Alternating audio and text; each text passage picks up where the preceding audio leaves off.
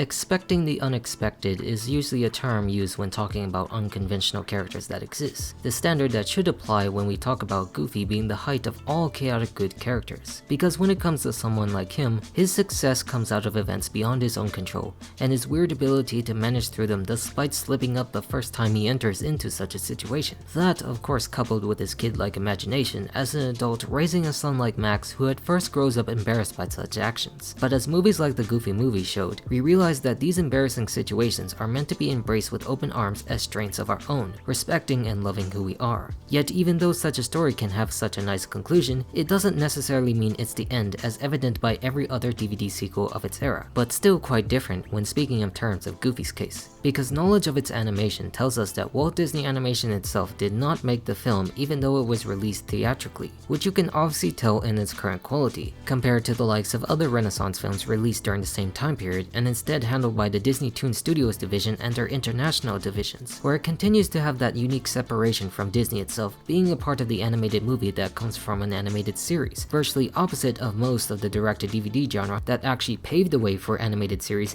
that were brought forth at the time, which of course when regarding the movies that they did make, they would like to continue those worlds due to the amount of sales that they reached on home video, and Goofy movie being more of a home hit rather than a theatrical one being the most prominent for such a sequel. And that of course gave away to the idea of being an extremely Goofy movie released back in the year 2000. And this was a movie that really took things to the extreme, in the setting of Max going to college and competing in the college X Games sports with Goofy actually joining in. And unlike most of the other films of its kind, it was really good for what it was, extending out of a Goofy movie, even going so far as when I was young watching this movie at first, gravitating towards this one more than the actual original itself, which is kind of odd to think about, but then again, because of the important focus it made on Goofy himself in this film in his current life, it made sense to do so, going through a bunch of hard times trying to survive without a son and then making out on their own. A logical continuation of such events, even though some characters from the first are not even present, like most prominent in the case of Roxanne, who was Max's love interest, something I still don't know why exactly they didn't want to include, but also understand from the perspective considering the circumstances of life when someone moves on to new adventures or whatnot, even though 2 years later in other TV shows like House of Mouse, the adult version of Max would still go on a date with Roxanne in that particular episode, so they might have continued things off screen, or I'm not sure how Disney relationships work. But besides that other nonsense of focus, is how this film really takes itself to be an upgrade of Goofy movie, where you would more likely lump this film into the category of the Mickey and Friends DVD movies since they're not connected to Walt Disney Animation itself, allowing more freedom as these characters have more prominent roles in the actual company. Which also, to be fair, this movie actually doesn't have any songs unlike a Goofy movie, in contrast to most other direct-to-DVDs that continue having music. Although not the best, they still are good, but this one actually knows what it wants and knows what setting that it takes place in when it comes to extreme sports. Just a shining light on the versatile nature of a character like Goofy that is a net positive rather than the negatives that people in his world always tend to speak about, breaking more modes of opinions that include that of your own son, but growing to accept the individuality of a person, with the main message being that you could still grow as a person at any age in your life. This all perfectly begins with its introduction, because if you remember the Goofy movie, you will see that it starts out like a normal Disney movie of its era with the title card on screen for its time, but in the case of an extremely Goofy movie, it actually begins with his face like all of the shorts would do in the earlier animation days, showing us what kind of film this is when it pulls back to reveal it's a gong that Goofy himself rings before messing up to reveal the title similar to its predecessor. I just really like this and want to highlight for harkening back to the character's roots and actually sets itself up in a way that's exactly what you come looking for when you know the type of humor or story that they go for compared to other DVD films with Max bursting out at his skateboard with his crew. And what we immediately notice here about this world is that its animation is a decent upgrade in comparison to the other films like the first, where this film looks better than something released 2 years later in The Hunchback of Notre Dame that looks even worse than the Goofy movie itself that was produced in 1995. Like seriously, with the resources you had at hand, how exactly does something end up looking like this? There's no reason it should look this bad because this was never meant to be a series instead of a one-off movie. Like, why? But again, let's not go that far to air out any grievances and instead try to enjoy this smooth ride. Well, not really smooth since the moves are so intense when it comes to skateboarding in the backyard, with the continued theme from the Goofy movie being of both Pete and Goofy's relationship with their children, loving or not really caring that much when they go off into the college world. Going off to college means no more well-meaning but totally smothering, overprotective, doting, yucking dads. Yeah, well, yours at least. My dad's been counting down the days until he can turn my bedroom into a bowling alley. If you considered how they actually treated them, you understand the positions that each character takes and wants, and that's actually relatable on either side, either wanting the bird fly free from the nest or actually having empty nest syndrome yourself. Gosh, Pete. One day you're changing their diapers, and the next thing you know, they're all grown up and leaving for college. Well, Goof, the way I see it, it's my last night of babysitting, and I'm a free man. Oh, yeah! Free, free, free, I tell you! Yahoo! Come on, son! I can't miss you if you won't leave! Yeah,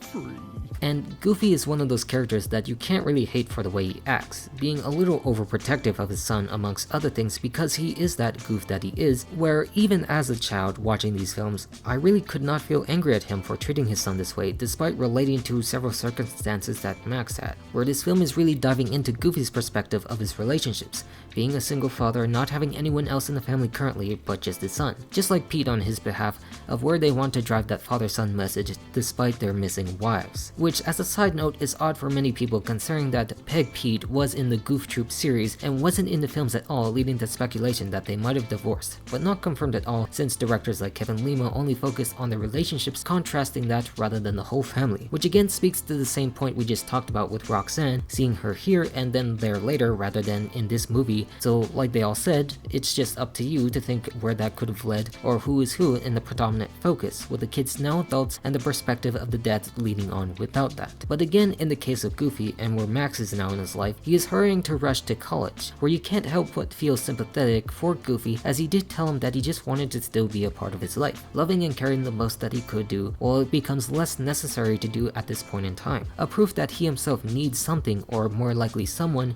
to continue on in his life. It's just back to him rather than to them, and he has to find that focus while dealing with the toys he left behind. On the other side, you start to see the extremes of the movie take shape because having Bobby as a driver is just not a good idea, but at least how they managed to make it onto campus to see someone like the famed Bradley Uppercrust III, leader of the fraternity Gamma Mu Mu, who has been a successful skateboarding champion, who also happens to be voiced by Jeff Bennett, who literally does half the voices in this entire film if you regard the background characters of the game itself, which to me just drives in the point that he is the center of attraction as the film's main villain. And speaking of that, if I were to include him in the pantheon of all Disney villains, he would actually be in the upper tier character, because he's just that much of an arrogant asshole snob to ignore. But that's not what's happening right now, with the college life taking over, free of dad's rules and the ever important interests of girls on their mind. Done within contrast to Goofy's own life that is more depressing than ever, with his job at this toy factory looking like his uniform was an orange jumpsuit for prison with strict surveillance, and of course the sky is dark and cloudy on the outside. To avid watchers of the Goofy movie, this is actually a new job from the last time he had one with Pete in the first film, mainly to drive in the point that Goofy has a hard time adjusting to his life without Max, where it's dark and bleak and made worse by his own memories that just throttles it through to makes everything explode and is fired on the spot. Where just as you thought he couldn't be any more beaten down and depressed, he lays his own icing on the cake with his clumsiness and nowhere else to go. And if you didn't believe me that this movie was mainly about him rather than his son, then now you should, despite the focus on Max's new life. Like sure, it's about this event and the coming conflict, but again, with Goofy's own life, it's about him attempting to start new just like his own son. We already had Max's story to accept his dad's differences on the trip, and now we have a coming of age story for Goof, saying those words in the context because he's going to have to go back to school. In the meantime, we have Brad checking out the good stuff with Max skating down the street with his friends who happen to go down to this coffee shop relaxing with some poetry that can only attest to the true college lifestyle. And I want to note right now, I hardly relate to any of this except getting coffee, because I did drop out of college to do stuff like this in my life, so you just know how I ended up even talking about these things in the first place. This is where Beret Girl also catches the attention of PJ and Bobby from her words and how that is going to play into a love interest for these guys later on and motivation for the characters, and more on the lifestyle of this world with a beatnik character. But Brad finally meets with Max and makes an offer for him to join the Gammas for the X Games, but only on the condition that he's the one to join rather than his friends. Max.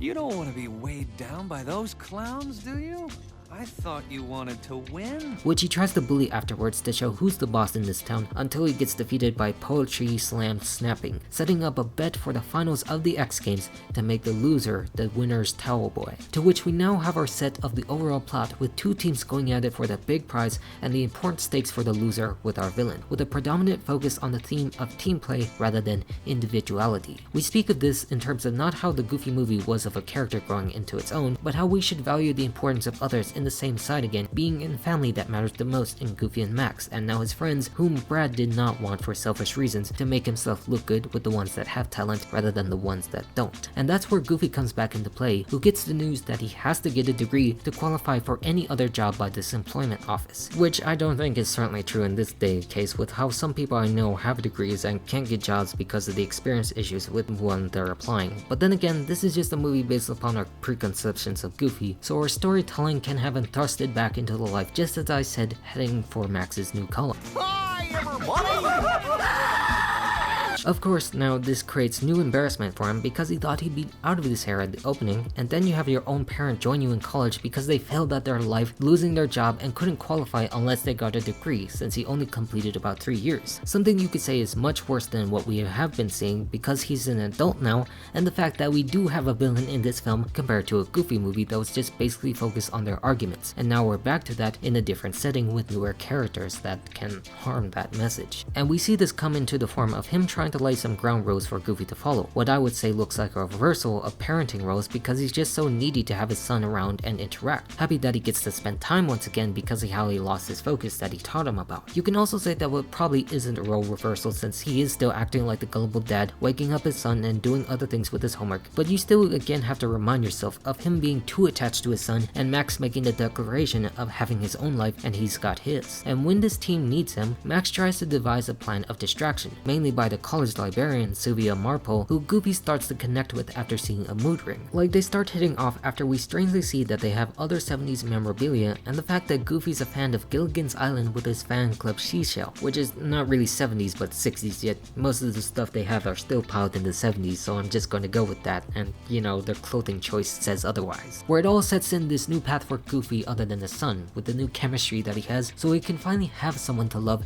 and live his life once more with focus, while Max can do its other thing like skateboarding on the outside, which he goes to check after he scored a date, trying to tell Son because he's still connected with him, but still running into him midair where he accidentally gets the board and actually impresses the crowd with his own skills as a result of his clumsiness. Because as we Goofy fans know, this dog is the king of sports for Disney, including in the likes of skating on the snowy side of things. And this catches the attention of Brad, who revels in this new opportunity knowing that it's Max's dad and he's apparently got skills too, ones that Max doesn't want on his team because he did ruin his stunt, and of course he is Goofy, where Upper Crust takes advantage of this opportunity to have him join his team on the Gammas. He of course doesn't want to because he loves his son so much, but how Max sees an opportunity on his side with this having him join the team, basically having these two team leaders use him to their own advantage, manipulating him to think it's a good decision, but how it's also not because it's just using Goofy. And that's why he is the main hero of these events, because he's dragged into a conflict he can't really win or really care about unless it made his son happy,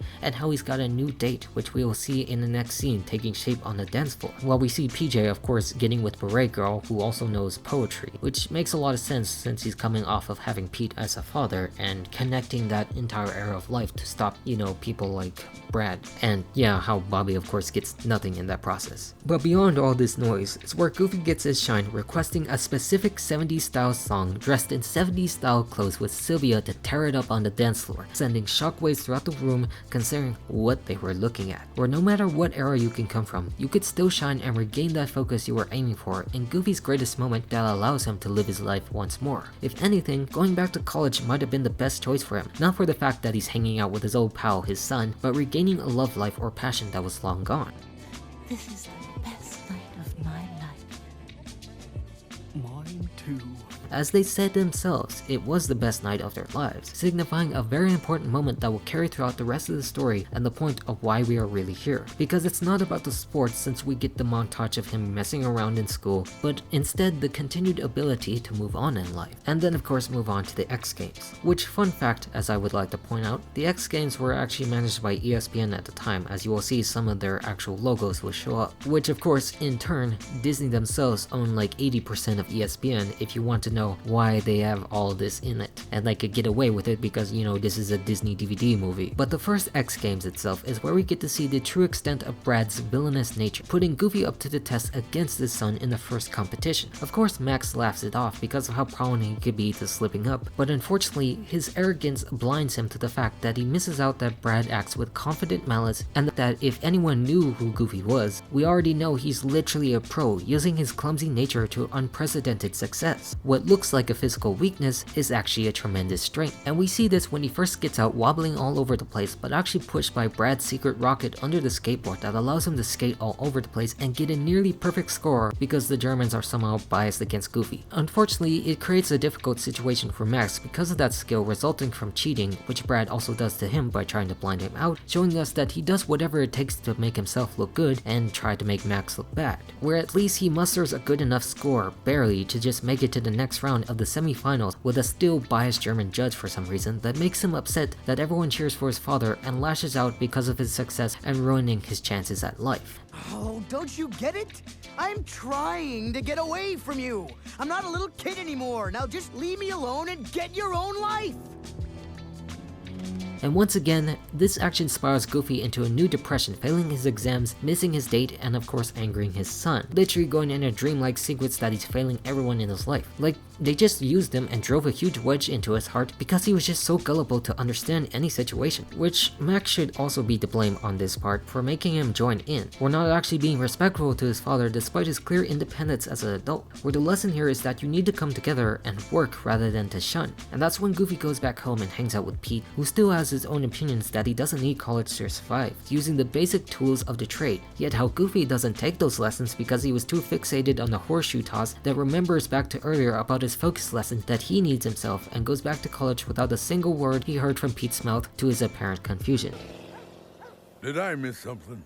Yeah, you did, Pete. You missed a whole lot of this film. You might want to rewatch it later, you fourth wall breaking piece of shit. Anyways, Max also feels depressed at his situation, wanting to transfer schools because he feels embarrassed that he can't even beat his own father or the other Gammas at all. But his friends tell him that he can't because of the fact he shouldn't let others control him or what he thinks, letting someone else take his crown that he can have with his skills, wanting to be better than his own dad because that's who he is as a man. And the same thing on the other opposite side for Goofy, apologizing to Sylvia for some help to get his life back on track, seeing things right and fixing his grade to finally get that degree, to of course focus on his goal, getting those A's, and finally confronting Brad to quit, but how he's too petty to actually make that happen and have his own lackeys make him exit. Like, you don't quit the Gammas quit you. Yet how he still sneaks out to find out that they have bigger plans to cheat as they have done in the past, that he tries to warn his son but can't listen because he doesn't believe him, thinking it's all a trick and doesn't want anything to do with him, that breaks his heart again because he can't seem to connect. Yet how he's still proven right at every turn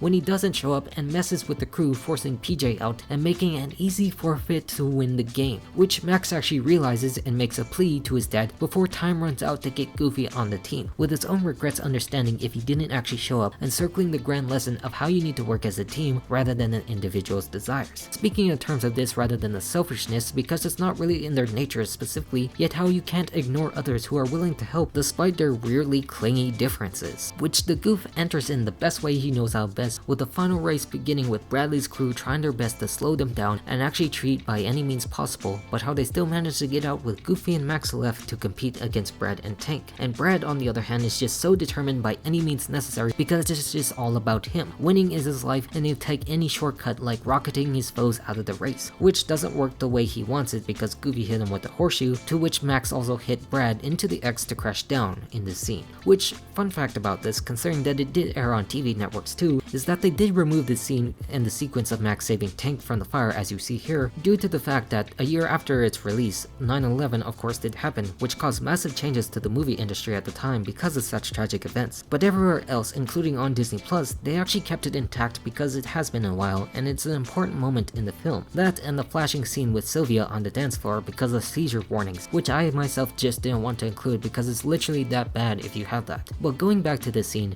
is where Tank got stuck under the rubble and Max rushed in to help before getting back out. That he screamed desperately for Brad's help, who couldn't help but revel and smile at this opportunity to win himself, and how Max and Goofy actually have hearts helping each other out no matter who's on your team. That in this instance, the team can just be helping others out no matter whose side you're on and not walking alone like Brad does, because it's literally in the camaraderie that counts. And they do both help by pushing him against Brad for the final photo finish, which he does achieve by just inches to get that prize trophy, and of course with the encouraging words of Goofy learning his lesson. That's some kid you got there. You're wrong, Tank.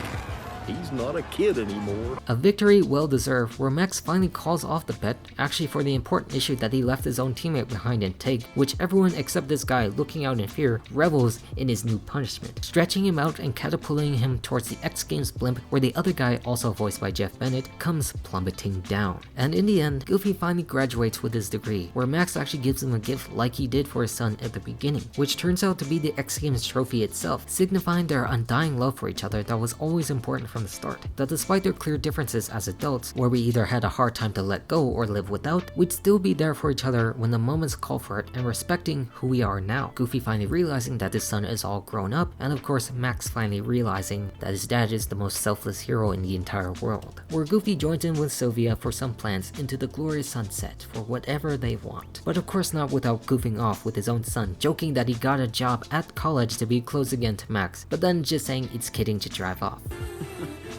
He is so goofy. Indeed he is, Max. Indeed he is. The most goofiest character to ever exist that we all love. A dog with so many ups and downs in life, but never losing sight of his focus of what he really loves, with a new relationship that solidifies those very old bonds. Extremely Goofy movie is a truly extreme movie that shows us how much we're willing to risk out of the love of our own, and finding ourselves again in the next chapters of life, whether we be both young and old. A perfect continuation for the Goofy movie for something so simple yet so effective of its type, because while it might not be the greatest movie as par for the course of this genre, it still stands out to be a good upgrade to what it is, actually knowing the strengths of what kind of movie it was specifically tailored for, taking itself not too seriously, but goofy to the extreme as it should be, and why I still love it to this day. Again, just like its predecessor, it too will still remain timeless for some reason for the father-son relationships or other potential relationships that you can find in life, and you cannot let yourself give up on those fronts. For if Goofy can do it, then so can you. I'm all done now. Goof on by.